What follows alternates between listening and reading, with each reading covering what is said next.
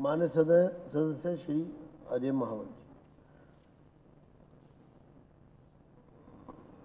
धन्यवाद अध्यक्ष जी। मैं अपनी बात 4 लाइन से शुरू करना चाहता हूं। 4 लाइन में करो बस, चेयरमैन हो। ज़्यादा समय नहीं लूंगा 4 लाइन में कम में कर लूंगा मैं। सरेआम अपनी ईमानदारी नीलाम करते रहे, सरेआम अपनी ईमानदारी नीलाम करते रहे। पिछले 10 वर्षों में ये लोग सिर्फ भ्रष्टाचार ही करते रहे। इनका भ्रष्टाचार दिन रात बढ़ता रहा, इनका भ्रष्टाचार दिन रात बढ़ता रहा। गरीब इंसान बस भूखा मरता रहा, बस भूखा मरता रहा। अध्यक्ष जी, लोकपाल के नाम पर चुनकर आई हुई ये सरकार जो बड़ी बड़ी बातें करती थी भ्रष्टाचार की, ये भ्रष्टाचार का पर्याय बनकर रह गई। और अनियमितताओं में और भ्रष्टाचार में सीएजी के सारे रिपोर्टों को पढ़ने के बाद इनकी गुनाहों की, इनकी काली करतूतों की जो तस्वीर सामने आई है, दुनिया के सब रिकॉर्ड इस सरकार ने तोड़ दिए। इन्होंने कुछ नहीं छोड़ा। इन्होंने हवा नहीं छोड़ी, पेड़ नहीं छोड़ा, दवा नहीं छोड़ी, दारू नहीं छोड़ी, क्लासरूम का घोटाला गरीब बच्चों का नहीं छोड़ा। आप मुद्दे इन्होंने मुद्दे पे सीएजी पे है, सीएजी पे है। गरीब श्रमिकों को इन्होंने नहीं छोड़ा। गरीब श्रमिकों के पर तो है अध्यक्ष जी, ये इतनी बेशर्मी कहां से लाते हैं मुझे पता नहीं। लूट और झूठ की है सरकार। अध्यक्ष जी, building and other construction workers के इस मामले में नींव से लेकर छत तक, यानी सर से लेकर पांव तक इन्होंने कुछ नहीं छोड़ा। जब नींव की बात आती है तो पंजीकरण होता है।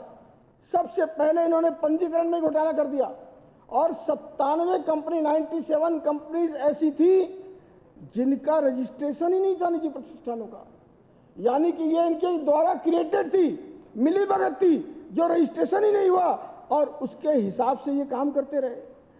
ये पैरा 2.1 में है, 3rd में।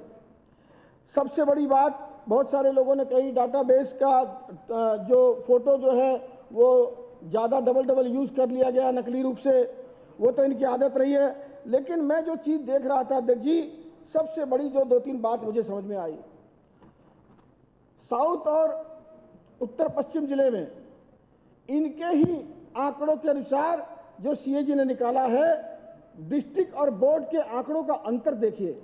2019-20 में डिस्ट्रिक्ट कहता है 56.15 करोड़, यानी 56 करोड़ 15 लाख।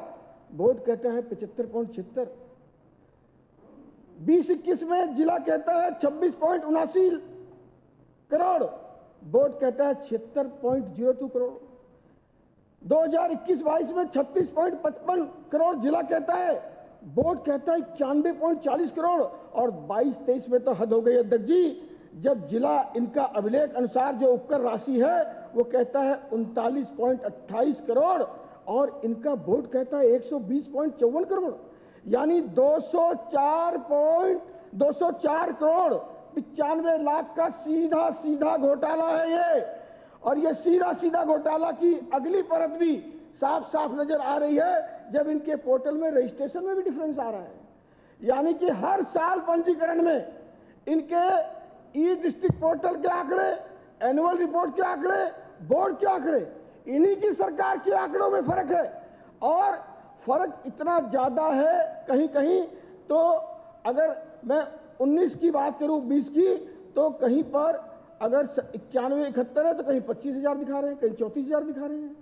इतना ही नहीं, इन्होंने अपने सारे पंजीकरण फेक साबित कर रखे हैं अध्यक्ष जी।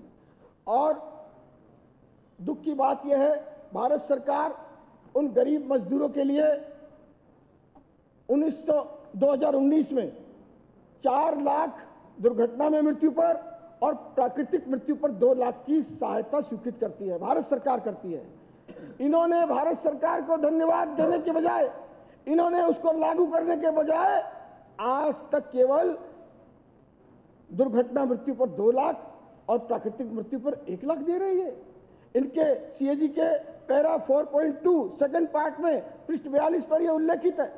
यानी कि भारत सरकार जो राशि गरीब मजदूरों के लिए दे रही थी वो भी इस सरकार ने देना उचित नहीं समझा। उनके हक का पैसा मारते रहे, खाली अपनी अपनी जेबें भरते रहने का काम किया इन लोगों ने।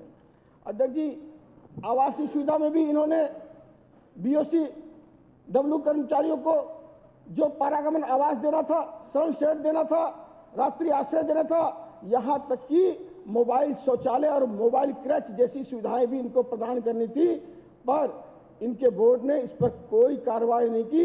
यह भी सीएजी की रिपोर्ट में उल्लेखित है।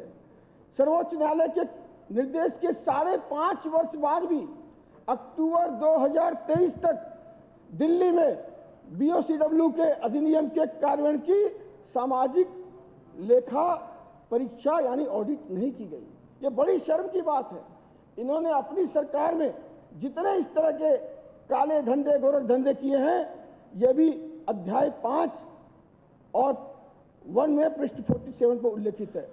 सुरक्षा और स्वास्थ्य निरीक्षण में इन्होंने लापरवाही की, मतलब लेखा परीक्षा अवधि के दौरान श्रम विभाग या औद्योगिक सुरक्षा एवं स्वास्थ्य निदेशालय द्वारा किसी भी निर्माणित स्थलों का कोई निरीक्षण नहीं किया, जबकि यह बीओसीडब्ल्यू अधिनियम 1996 के तहत अनिवार्य था।